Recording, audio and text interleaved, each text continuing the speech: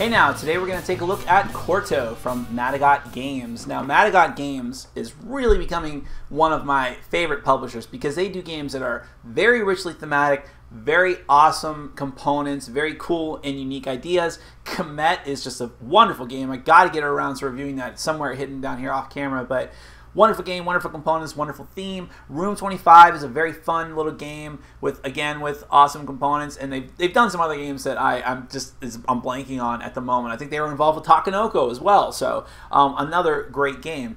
And as far as Corto goes, this continues the tradition, I'll just say this right now, of having a very artistic, great-looking game with awesome components. Corto is based off of a French comic strip that's much like a lot of comic strips from Europe. It's huge over there, but no one in the US has ever heard of it or cares about it. So sorry to say that up front, but Corto Maltese from Hugo Pratt is the comic strip in question here. And this game is all about, it's a competitive game where players are sort of trying to go through all the different adventures, or some of the most famous adventures of Corto, and try to influence the people in those stories in order to earn the most gold for themselves.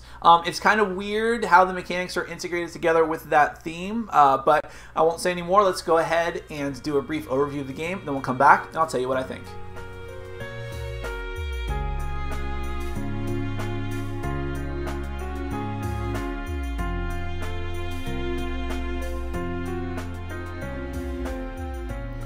Alright, I'm just going to give you a brief overview of Corto. This is a competitive game for 2 to 4 players where you're basically trying to relive the life and times of Corto Maltese, who is a very popular comic strip character over in France. The goal of the game is to have as many coins, which are essentially victory points, as possible at the end of the game, and the game ends when one of these boards fills up with character cards. That player finishes their turn. That's the end. Whoever has the most coins is the winner. Now at the start, each player is going to take a different little signet indicating their player color, and we'll also take all of the influence markers that correspond to your character color. These are what you're going to use to influence the different characters that are out on the boards. And speaking of the boards, each of the boards represents a different adventure that Corto Maltese went on at some time. I'm not going to say the name of every single one, but the blue board is the lair of the pirate Escudita, and the brown board is the ducats of the wreck of the Fortune Royale. All these very dramatic names. And the game actually comes with two different books. There's the rule book, but then there's also the adventure handbook, which will tell you the different conditions for each of the different storybooks and also give you some background on them as well. And it's pretty cool to actually read about it. But one thing I do want to stress is that in a normal game of 3 to 4 players, you're actually only going to use 4 of these boards, and in a 2-player game, you only use 3 of them. I'm only laying out all 6 boards that come with the game because I just think they look cool. And also, I just want to talk about the different conditions of each board, and it's easier to have them out here by doing that. But in a normal game, you'd actually randomize the limited amount that you're going to use. So you'll also flip over the top card of each of these different decks of cards that you put out on each one. You'll shuffle them up and try to keep flipping cards over until you have a character that sits on one of these boards. Now, character cards are sort of the focus of the game, and you can signify a character card from the other cards in the game because they have a person on them, obviously, but also a colored background. And the colored background will indicate where you can actually play this card. If it has a brown background, it has to go on a brown space. That makes sense, but some of the cards actually have multicolored backgrounds, in which case, in this, like for her, it's blue or green.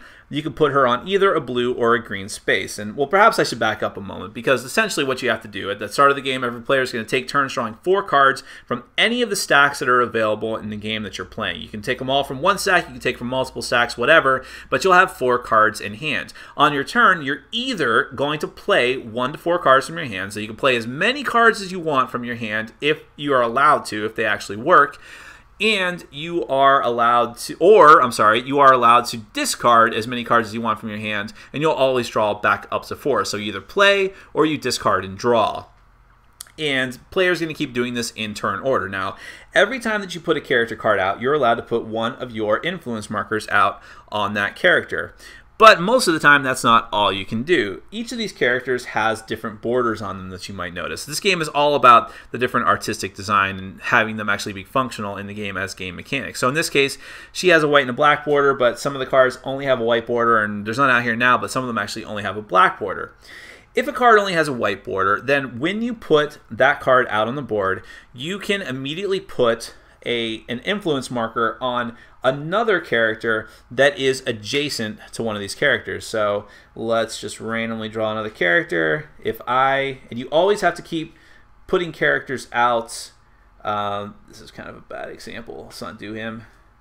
You always have to keep putting characters out. There's another bad example. In order. So you can't like skip ahead. And although characters may be removed and then you can fill in the spaces, typically you have to keep building off from left to right. So if I put her out, let's just say this was the dispensation of the game. I would be able to put her out, put an influence marker belonging to me on her, and then put another one on an adjacent character of my choice. Whoever has the most influence on a character, that's very important for some special game effects, but also at the end of the game, whoever you have influence tokens on, you have the most of, you're going to score points. You're also going to score a lot of points if you have a cluster of characters all together that you have the most influence markers on. So it's very important to have as much influence as possible. Now, if you played a black character, you're actually going, let's say that this character was played, and it was me. I'll put one of my influence markers here. Then I'm allowed to remove an influence marker from any player, including myself possibly, from another adjacent character. This could give me the edge and taking control of influence of another character. Or if if you remove the last influence marker from a character, that essentially kills them. So that's like a violent action. If you remove the last one, that character is dead. You're actually going to take that character card, shove it underneath your symbol, and you take that as essentially gold at the end of the game. So you have victory points there. Now, a lot of times you'll actually, other card effects will give you gold as well. If that's the case, you're actually going to take cards that are in the discard pile, and this is the discard board here. You'll take cards from that discard pile and put them underneath your signet as gold as well. There's other types of cards in the deck. Some of them I didn't want to explain quite yet, so I put them off to the side, but there's actually, this is the Rasputin card. This is the Rasputin and Corto card, and there's a card just for Corto himself, which I'm sure I'm not going to be able to find just looking at it. Oh, there he is. There's one of the different Corto cards. Now, when you have the Corto or Rasputin card and you play it on your turn, he doesn't actually go on the board, but it lets you actually put one of either the Corto, this is the Corto statue, or the Rasputin statue, put them onto the board and use them. You'll start them off on a stack of cards, then you move them up to 3 spaces. Now, wherever they end up, something different is going to happen. For Corto, the first thing you're going to do is for every character in a 3x3 grid around him and surrounding him, you're going to get a gold for every one of his friends that you have the most influence markers on. His friends are indicated by this little thought bubble here. If there's a character with a thought bubble, that means they're a friend of Corto, and if you have the most influence on that character when Corto comes out into that 3x3 grid, you're going to get a gold for each of those characters. The other thing that happens is that you actually get to put markers on a couple of different people in that area of influence after you take that action. 2 of your markers can go anywhere in fact, they can go on the same person in that 3x3 grid. Now, Rasputin is much simpler. When he comes out, he goes into an area in that 3x3 grid, he can just kill somebody. He eliminates a card, you get to take it, put it underneath your seal. That is gold at the end of the game. So those are Rasputin cards. Other types of cards that are in the deck, you have action cards, which are essentially going to give you some type of special action one-time use. So, for instance, you have this card. They don't have names, but place one of your characters wherever you want without color or adjacency restriction. So it doesn't matter what color they are. They can go on any board, and it doesn't even have to be building in a chain. You could start off the game, put your character all the way over on any spot that you want. Then you have also, and there's a lot of different cards like that. For another example here is steal a card at random from an opponent's hand, things like that. You also have item cards, and item cards are actually used in conjunction with the character when you play them. And when you play an item card, there's like onomatopoeia is used here. If there's only one word involved, the effect only happens once. If there's multiple words involved, the effect happens multiple times. In the case of these weapons here, you'll actually be able to deal 1 damage, in this case, rat-trat, whatever that's supposed to be. And the arrows indicate that you can do it anywhere in like if it was this character using it, you would be able to use it anywhere in that either row or column. Any character card in that column has a token removed from it since it is the black color. Oh, and I should also backtrack and mention that if a card has black and white on it, you choose whether to gain an influence token on an adjacent character, or remove one. Some of the characters also have arrows as well, which function the same as the items. That means that in this case, he either gives you an influence token or removes an influence token of your choice from any person in a row or column. And those are basically the cards that are in these decks, with some special exceptions, which I'm going to explain now, because each of these boards has a different story element that's going to give you the chance of getting points. So in the case of this red board, this train is going to move, and every time the train gets to a certain point and it's next to a character I believe that you have enough influence markers on, you're actually going to be able to, something like that, you're actually going to be able to take one of these train markers at the edge of the board, and they are varying amounts of gold, or these boom tokens, which are actually like dynamite that you're going to be able to remove influence markers from character cards with. In this case, the first person who is able to put cards, I believe, on either side here are going to be able to take these with influence markers. Or I'm sorry, yeah, that's what it is. Well, the first time someone is able to place a character card and has the most influence markers on it next to one of these or adjacent spots to this pile of gold gets to take one of these 3 gold spots, and that's just 3 victory points at the end of the game, essentially. For the green board, there are cards that have pictures of crows and also gold ingots. Let me grab one of the ingot cards like this. If you put one of those cards that has that appropriate symbol on it onto this part of the board that has a corresponding symbol, you're able to take the top token from one of these stacks, either the crow or the ingot. Most of them are worth 2 points, but the final token in each of the stacks is actually worth 3 points, 3 gold. Now the blue board has a boat that is going to be going alongside, and it always falls over, so I do apologize, but the boat, every time you play one of the cards with the monk symbol on it, you get to move the boat, and it can actually straddle the 2 boards and actually go and move up and down as well. But anywhere the boat ends up, you get to put influence markers on the characters adjacent to it, which doesn't have any gold in and of itself. But remember, the more characters you have with the most of your influence on it, you're going to get points at the end of the game, and possibly a lot of points if they're all linked together. And that's kind of where the yellow board comes in. Now, when you play one of the characters that has the special leopard symbol on it, which is, or whatever that's supposed to be right there, then you're actually going to be able to take one of these leopard tokens. And these leopard tokens, at the end of the, as you play through the game, you're able to put them on to cards that you played, and consequently, just randomly putting these out here, but what these leopard tokens will do will let you build chains of characters. Because remember, if characters are clustered together with your influence markers on them, they're worth a lot more points. But they have to be adjacent to each other or next to each other. So if you use these leopard tokens, you're able to link different groups together and therefore get a lot more points. And finally, you have the brown board down here, which is actually about building a poker hand, or a different, not a poker hand, but a set of different playing card symbols. So some of the characters have symbols here corresponding to the different types of playing card symbols, but also there are cards that just say that each of the different symbols. So place this ace in front of you, or with the different symbols. So diamond and club and heart.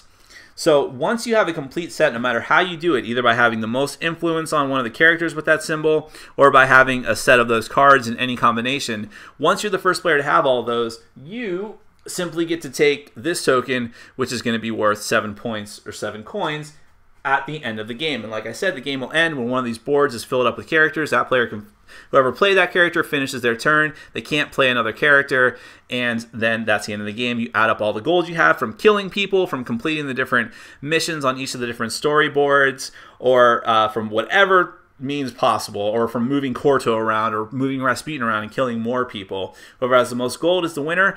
That's Corto.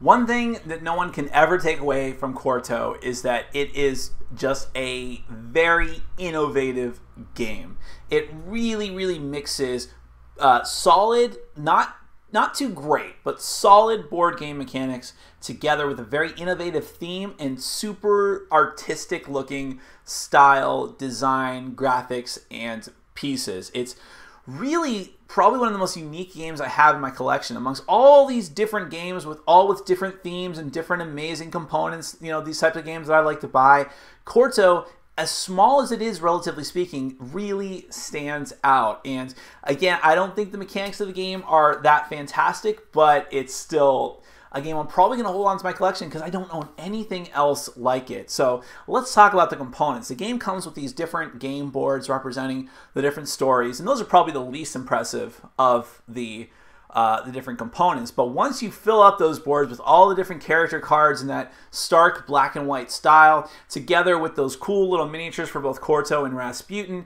and all the different multicolored influence markers, and together, you know, with the art style of the game. I mean, once all that stuff is together with all the different tokens that each different storyboard has you put out, that all blends together into something that looks like a spectacle of a game that when someone walks by, they're like, what is this that you're playing? What is this? I mean, it's just very cool and catches the eye. So it's hard to complain about anything to do with the graphic art style. The gameplay itself, together with the rulebook. The rulebook is pretty clear, although there's some little like English problems going on there. Well, not English because this is originally a French game, but you know, some things are kind of confusing. But once you get through it, the game is actually very, very simple. It's, you know, you're basically just bidding on influence on the different characters and trying to put characters into the best advantageous position possible for you and trying to make use of their special abilities when it applies. And none of this is too complicated. I would say that the only complicated part is point maximization, like a lot of different Euro games, and I would classify this sort of as a Euro game with some Ameritrash elements to it just because of the theme, but point maximizing of the highest degree. And you have multiple different options because you're using 4 of those different boards. Depending on the number of players, you use less with less players, but you're using multiple different boards, and therefore you need to decide what you're going to focus on. Are you going to go for the quest for the ducats of the queen something or other? I don't know. I don't know all these names. Or are you going to go for the one that has the ship and try to just try to put influences on as many people as possible? Do you go, if you're using the leopard board, do you try to chain together all of these different people together, not knowing if you're really going to be able to succeed with that, but that if you do, you're going to have a tremendous amount of points just for doing that? Or do you just try to focus on one board like the crow board with the crow and the ingots and try to get as many of those as possible, because that's a lot of points too. There's a lot of different point methodology here, different ways to get it, and you just have to choose. Do you go scattershot? Do you focus? And that's kind of a cool idea. I think that's where the little bit of complexity in this game comes from, because the rest of the game and actually just putting out influence markers, deciding whether to use a guy for their influence or to kill someone, quote unquote, by removing influence markers, that decision is all very simple and kind of basic. You're only dictated by the cards that you draw and where you're sort of forced to play them based on their color. So that's not too complicated, but figuring out how to make the best use of that point salad mechanic, that is where the complexity of the game comes in and sort of keeps it from being just totally mediocre. Whereas it is, game mechanics wise, it's just okay, but mixed together with the theme and the artwork, it sort of elevates it to the next level to make it a really solid game. I don't think there's really that much balance issues, and that's primarily because each player is sort of the same. I think maybe I'd appreciate it if we had player powers, maybe if we were characters from the storybook, although I guess it wouldn't really make sense, but just to make us feel a little bit more unique. But there's really nothing like that. So really what you're able to do on your turn comes down to card draw and hoping that you get the special cards that you need, because, you know, or the characters that you need at the time, because it might be more advantageous for you to kill somebody on a turn, but unless you draw the right cards, you're not going to get that, and you've got at least 4 decks to draw from, so, or I should say 4 decks, perhaps less, to draw from, and who knows what you're going to draw on from where, so it can be kind of tough, and so I think that's maybe a little bit of a problem with the game. And I do think that it's easy for one player to sort of overtake the others if they just get that lucky draw. But the fortunate thing here is that the game is short. I would say that your first game might take an hour tops just because of the explanation, but once you get familiar with it, I mean, 30 to 40 minutes seems like an easy time, especially with less players, because it's really not complicated and it can go by very fast, especially once you know what each little trick of the board is and what each different story element is and particular goal and objective. Once you got that down, it's just a simple game. And I can't stress enough how cool the theme is and the artwork and all that stuff. I really don't have another game like it, and I appreciate the fact that Matagot did this. Matagot, like I said, they're coming just like with Origin. I should have mentioned that in the beginning. Origin is another game where it's a very simple game. It's back here on my shelf, but it's a very simple game, gateway game, but man, The components are just awesome. It's just like a beautiful game, and that does mean something. These are board games. They're physical items. It's why we play. If it doesn't look beautiful, then why not just go and play a video game? I mean, this is what we're playing it for, is both not just the mechanics, which should be paramount, but also that theme and also those components. And I think Corto, mechanics are just okay, but those other two things are just stellar. Together with a game like Origin, same thing. So definitely worth checking out. Not for everyone, but I will say that it is also light enough to be classified as sort of a gateway game, because it's, you know, and it's got enough meat on its bones that you could have a lot of fun with it while enjoying the spectacle of it. My name is Nick. This has been Board Game Brawl, and I'm reminding you to get out there and game every day in every way. Take care.